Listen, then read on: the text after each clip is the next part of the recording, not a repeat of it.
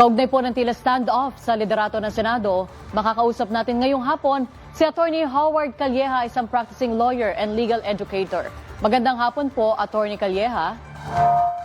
Good afternoon, Serena, and good afternoon sa inyong tagapanood. Magandang hapon po sa inyong lahat. Mabuhay po kayo. Magandang hapon, Attorney. Subject po ngayon ng diskusyon ng publiko, pati ng mga netizen, yung tungkol sa word na quorum. Gano'n po ba ito kahalaga, lalo na pagdating sa wordings ng konstitusyon? Alam mo, Serena, ang quorum, yan, ibig sabihin yan ang nag-aalaw o pumapayag o nagpapahintulot na ang Senado tumuloy sa kanyang trabaho o conduct its business, no? So may agenda yan, may mga panukala na kailangan nilang gawin, may mga resolusyon, at yan lang po ay magagawa pag ito po sila ay may quorum.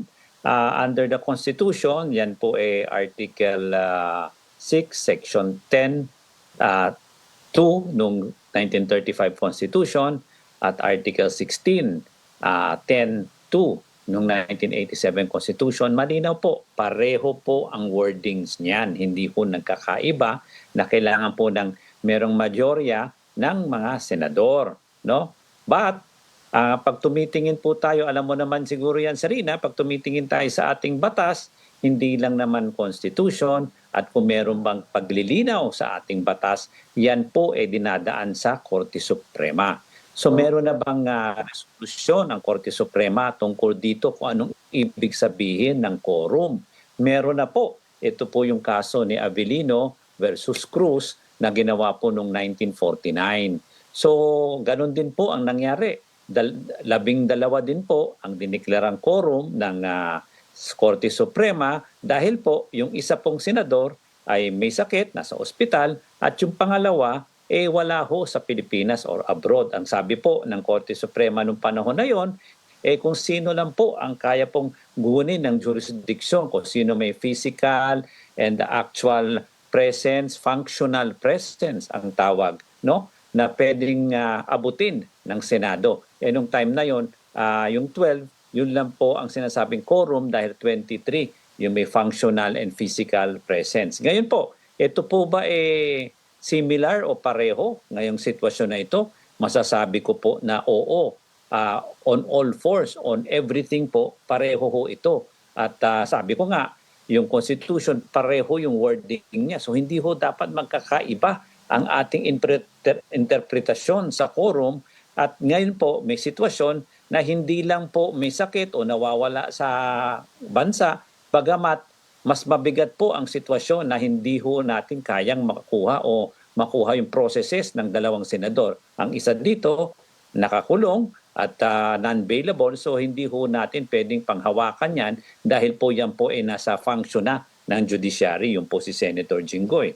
At si Senator Bato naman, tumatakbo at kumbaga going out of the clutches of justice, kaya hindi ho naman siya ang tawag nga ng DOJ at ng Solicitor General, siya ay fugitive from law. So paano ho natin siya makukunan ng jurisdiction, no? At mapipilit. So ang tingin ko dito, 22 lang sila na may functional and physical presence in accordance with the Avellino case. At pangatlo, Sarina, kung titingnan natin, ang Senado ay collegial body, no? Pag sinabi natin collegial, sumusunod yan sa tradisyon, sumusunod yan sa kultura, at sumusunod yan sa precedents. So meron na bang pagkakataon, may precedent na ba? O may pagkakataon na ba na ang 12 naging mayorya o naging quorum sa Senado? Maraming beses na po. At papaalala ko lang, especially nung Senate President si Frank Drilon,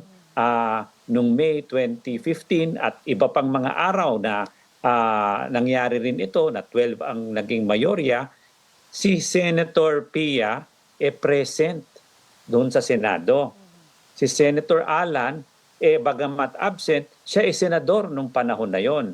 Si Senator Loren, bagamat din absent on official business, itong si Loren at saka si Senator Alan, hindi naman talaga absent, but on official leave or official absence, senador din nung panahon na yon. So nung diniklara ni Senator Franklin Drilon na 12 ang majority, ang mayorya, based din dito sa kasong ito sa Avellino case, bakit hindi sila nagreklamo nung panahon na yon? So may precedence na na sila pumayag. Right. Okay. So, attorney, point by point, napaliwanag nyo no, yung mga nirereklamo ng mga netizen o kinocomplain sa nangyaring quorum kahapon.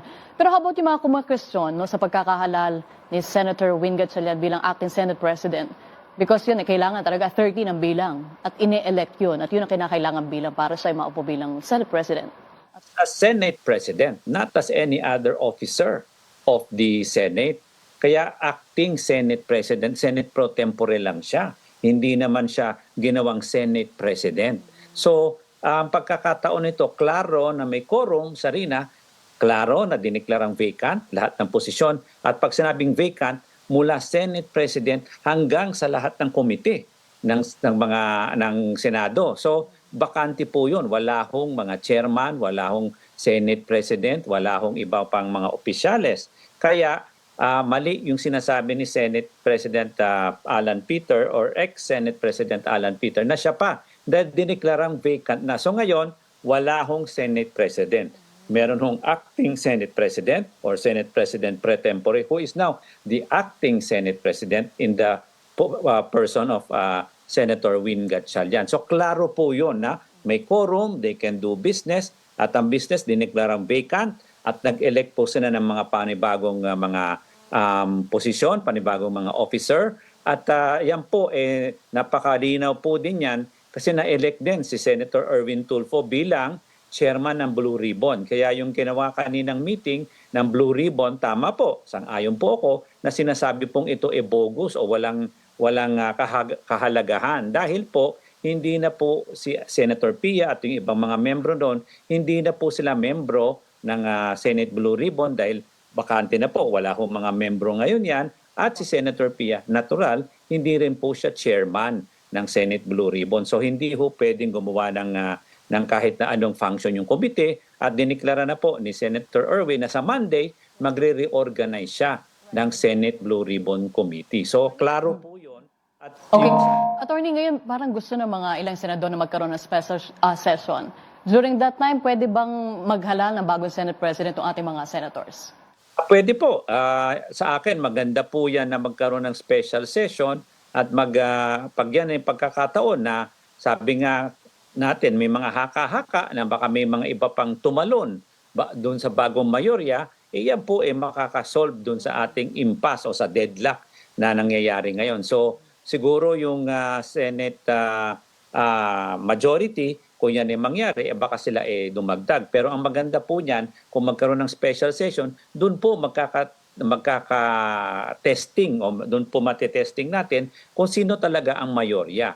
Kasi makikita natin na yung grupo ni Senator Sherwin may 12 ngayon, yung grupo naman ni Senator Alan may 10 lang. So kahit anong bilang mo, mas malaki naman yung 12 against 10. Ngayon kung may lumipat, mas lalaki pa o mas dadagdag pa yung 12. Maraming salamat, Attorney Calleja, sa inyo pong paliwanag at sana naliwanagan ng ating mga kababayan. Maraming salamat po, Attorney Howard. Sarina, gumawa po sa inyong lahat. Salamat po.